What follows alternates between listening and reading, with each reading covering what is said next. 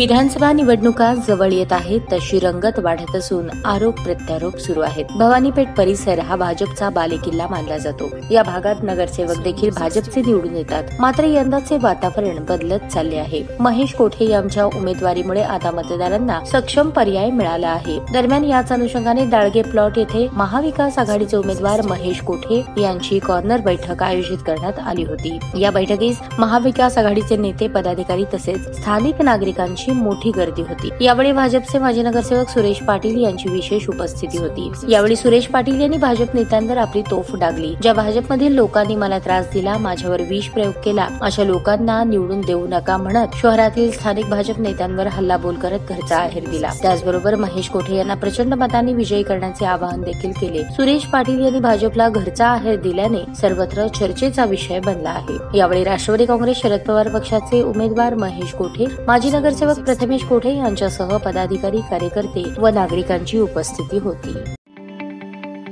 ताज्या बातम्या पाहण्यासाठी प्राईम महाराष्ट्र न्यूज चॅनलला सबस्क्राईब करा।